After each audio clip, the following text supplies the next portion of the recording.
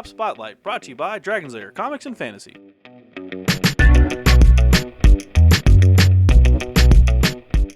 Hey everyone, I'm AdamHarry from Bell Lost Souls with Evan from Dragon's Lair Comics and Fantasy. and we're back with another Tabletop Spotlight. Evan, Yes. Card Rogue? Card Rogue, a tabletop card-like game. Yes. Card roguelike? Roguelike game. So you're not old enough to know what roguelike is, or Actually, I have something to admit. So admittedly, I'm not born in the 80s. That's fair. This is a card game based off the 80s video game, computer game, Rogue. Right. And there's a whole thing about it. We call them roguelike games. Yeah. It is an RPG that was a procedurally generated, you're going through a dungeon basically.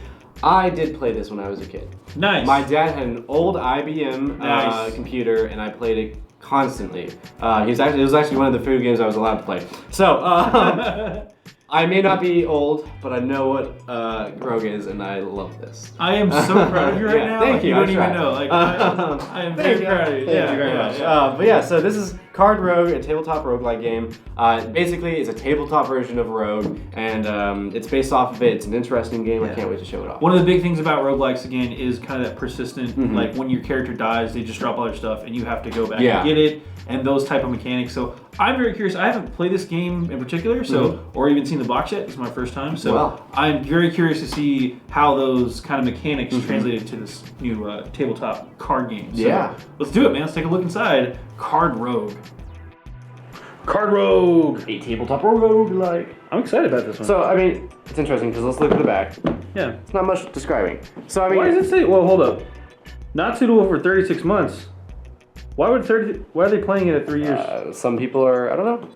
Well, keep going. Whatever. Because, you know, when you ask how it holds your baby, and you're like, 12 months. Yeah. So why don't you just say a year? Why don't you say 3 years? But okay, I want to point out, not much on the back, describing things and whatnot. Yeah. It's a roguelike, and if you don't know what that is, basically it's basing it off the I mean, it's what you said earlier. In the intro, old video game. It's an old video game. Rogue. Yeah. Also, generated. as we're also going to find out, there's no rulebook in here. It's on their website. Cardrogue.com. The reason they did that is so they can update it, and you can always have the most updated version of the game. It's also not a too complicated game. We'll get into it, but let's just open it up. So what's in the box? What's in my box? What's in the box? All right. Reference card. Reference cards. These are like the abilities your characters can do. 1 to 4 players. Each player can play a different character, like the rogue and whatnot. Getting into it, you have these meeples. Now, this is also interesting because they used to be just like regular tokens. Now they're meeples that have characters on them. Yeah, screen printed on it. They are based off of the cleric. There's the, I guess the bard now, the rogue. There's the adventurer, stuff like that. So that you have all these colors too. So that's cool. That's a nice touch. I like the screen printed meeple. That's cool. You get a single D6. You only need one. You only need one. You get. These are the pathing tiles and items. So these are basically what you can get throughout the. Are these how you like move around the board? Or Yeah, these so the pathing tiles generation? are, I think, the shoppy. basically the special tiles. Okay. Yeah, because these are the exploration tiles. These are going to have the hallways, as you can see. For instance, this one in particular is a cave vat. And how it works is you're each going to start on a tile, and as you go through the dungeon, you're going to flip over more tiles. Okay. So let's say this tile, since this tile is only going straight, right? So let's say you started here, and this tile was upside down. And you're, okay, I'm going to move here. So you flip this tile over. That's what it is. You're now at a cave vat. Now, does it have a direction to it, or is it just? Because like this one has a direction. This one, right? You can go from any. This is a better example. Like this is for. Okay. Let's say you're going this way and you landed on here. You flipped over. Oh, it's a shop. Then what you do, since there's directions either way, you're gonna put a face down exploration on it. So okay. It's not a complicated one. So it's not really. Yeah. It's just, you're only limited by the number of cards in the deck, really. Yeah. Okay. The point is to get the most fame, which is just victory points. Cool. You can do different missions, stuff like that. Some of them require you to work with your other players, so that it's an interesting concept. It's a competitive game, but there are some things you have to do to get more victory points. You have to work with some of your fellow people. I got you. So you have to be smart and say, okay, right now I'm going to be your friend. It's a little later on. Yeah, later on I'm going to backstab, you know, stuff like that. And that's basically it. I mean, if you want to open this up. And I like this. I like these are basically the enemies. So they get one attack. I guess when you kill them, you get 2 gold, and that's how much health they have. Yeah. Which is kind of cool. And the battle axe here has got a minimum attack of 3, so that's very interesting.